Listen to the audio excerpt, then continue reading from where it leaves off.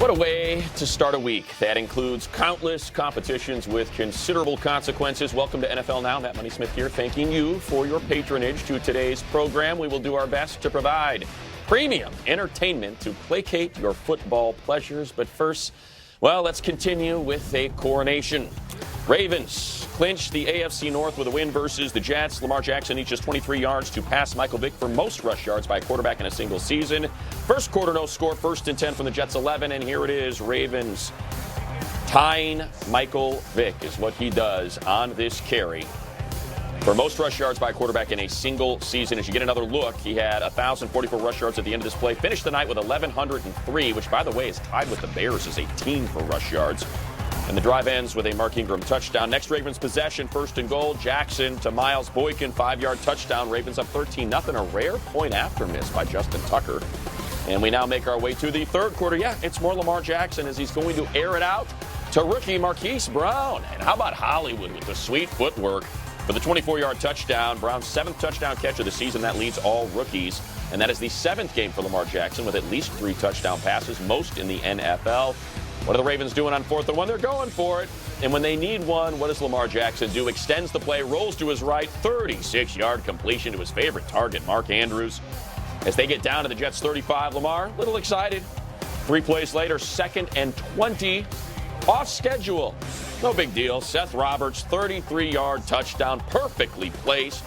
Ravens now lead 35-7, the 4th touchdown pass for Lamar Jackson in that game. 4th quarter now. Ravens up 35-13. Lamar Jackson still in the game, 1st and goal. He's got to spread it around, right? Needs that 5th different receiver with a touchdown, and this would be Mark Ingram, his hype man to some degree, as he introduces him for all of his MVP conversations. Ravens win their 10th straight. Lamar Jackson sat down with the TNF crew after. Here's Colleen.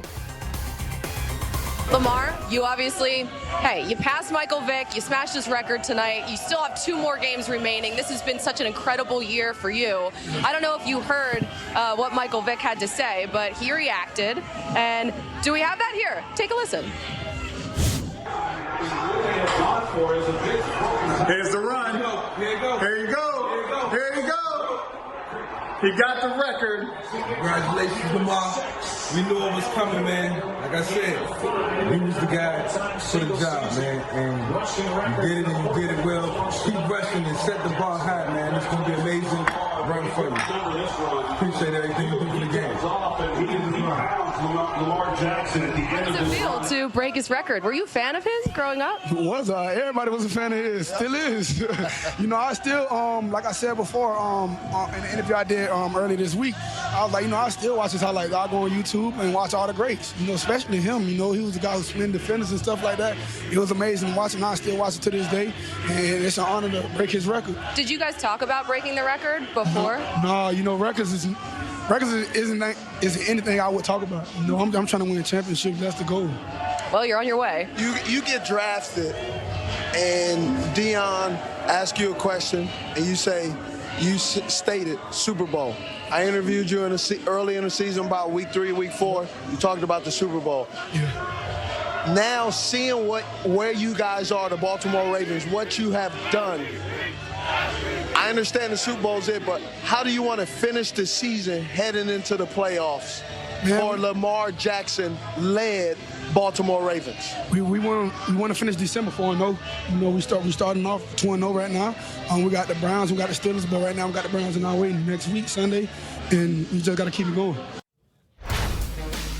Well, not only dominant, but as likable away from the field as he is enjoyable on it. Get a look at the most passing touchdowns entering Sunday. Yeah, that would be Lamar Jackson. 33 leads the league by a considerable margin. Now, granted, he's had 1 more game played, but you look at the rush yards, that is more than the next 3 combined. To further the football conversation, we welcome our front office Super Bowl winning scholar, Charley Casserly. Charley, just get us started on what Lamar Jackson is doing with those legs and breaking that record of Mike Vick's. I'll tell you what, a lot of his the success in the running game comes on their scheme. The scheme gets him open because people don't defend it properly. The speed, that's what breaks the record. All right, let's roll the tape here. This is a load option. You're supposed to block the man who has the quarterback. There's nobody there. That guy doesn't have the quarterback. That's beaten. That's the scheme winning that one. Now, Scramble. The Jets do a good job of a 5-man rush, but the left tackle runs past the quarterback, opening up the hole. The speed gives him the big play right here. Good job by Lamar Jackson. Now, here's how you defend the option. You turn it back in from the outside into the pursuit. There you go. That's how you stop it. The scheme didn't win there. Now, let's go to the passing plays. I'm going to show you the plays I really liked in this game. Let's roll the tape. This is a touchdown pass. Now, right here, slides, looks over, keeps his eyes downfield. That's a big-time throw on his part. Now, here he goes. You got a receiver open. He doesn't throw to him. He slides to the outside, keeps it alive, and then finds a receiver right there. He keeps the thing alive. Now, I love his footwork here. This is what changed. Compact throw, finds the second receiver open there. That's what he's better at with his accuracy, his feet. Now, this guy's hard to scramble, but what I love about him, he keeps looking downfield. He wants to throw downfield, but he throws the ball away. Good decision right there. When the play breaks down, he doesn't give up on it. He keeps it alive. Now, as a quarterback, I showed you the great throws there. Those are big-time NFL throws. There's a lot of his throws that any quarterback could make because they spread people out. But last night he showed poise in the pocket when he was going to get hit on the touchdown pass. He showed the ability to go to the second receiver. He showed the ability to keep it alive and keep it down, keep his eyes downfield. And he had that tight footwork on his release that enabled him to be more accurate. Hey, record-breaking performance. Congratulations, Lamar. Yeah, we can hear the excitement in your voice, and it was exciting to watch, Charlie. I mean, you see over 1,000 yards rushing, but combined with 33 touchdown passes to lead the league. I mean, it really is something to watch what Lamar is putting together this season. We'll get more from you a little bit later, and as you saw, all of the gear, the merch they were sporting following that game, they have locked up their division. And it appears as though they're probably going to lock up that #1 seed. The road to the Super Bowl will go through Baltimore. 12-2 atop. The Chiefs have also managed to lock up that AFC West, a disappointing division this season. Tom Brady, the 10-3 Patriots, right there as well. Me versus Lamar, 40-yard dash, natural grass. But he has to wear rollerblades. Little comedy there from Tom Brady into the pay-per-view. And with that playoff picture in focus, we head to Foxborough, where our Mike Giardi is following the Patriots. They're getting ready for a Cincinnati Bengals team, Mike, that they are trying to sell as a frisky bunch, correct?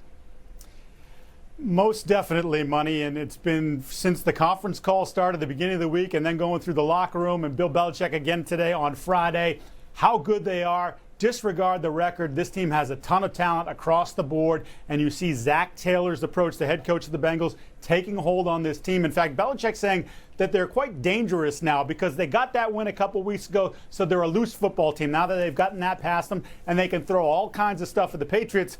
Of course, when you go and look at the statistics and the numbers, you find one thing that they do really well, and that is their red zone defense. And Belichick said their coverage is outstanding, and obviously they bring great heat with Dunlap and Geno Atkins inside. A ton of respect for them.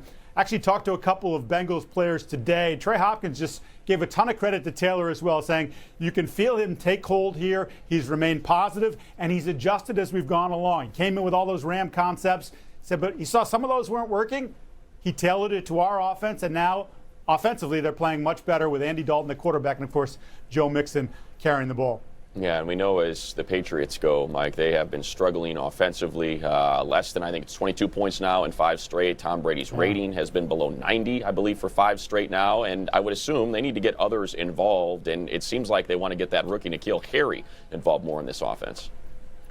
Well, they're saying, Money, that they do want to get him involved. But then if you go back at last week's game, 2 snaps. He played 2 snaps the entire game. This is your first-round pick. And obviously there's been some growing pains between the injury costing him 2 months of the season and then not necessarily being on the same page with Tom Brady. But the one of those plays that he did make on those 2 snaps was what should have been a touchdown that the referees obviously admitted that they got wrong. And the feeling is from Josh McDaniels, look, it's on me, the offensive coordinator, to get him more involved. And I think when you look at his physicality, they'd like to do some more things with him on crossing routes and maybe even some simple screens where he can use that big frame and punish defenders, much like they did with Josh Gordon before him. And, of course, Harry, a little bit younger, a little bit stronger at this point. So they'd like to get him more involved. But we'll see if he's part of the plan this week. As Bill Belichick says, it changes every week. Depends on how they do in practice and whether it carries over to the game. Yeah, no doubt. We'll get more from you, Mike, from Foxborough. Also going to hear from Tom Brady from Foxborough as well as he gets ready to address the media. Thank you, Mike. And we had some news overnight and this morning, Janoris Jenkins waived by the Giants today, signed as a big unrestricted free agent from the Rams a few years back, helped that defense get back on the map. But why was he waived? Well, he was in social media, and he took to social media to acknowledge his being waived, and he says, best news ever. Thank you. So